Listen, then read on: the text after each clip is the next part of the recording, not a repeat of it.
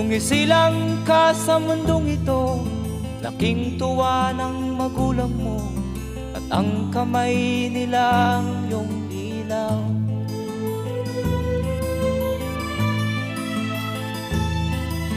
At ang nanay at tatay mo'y di malaman ang gagawin, minamasdan pati pagtulog.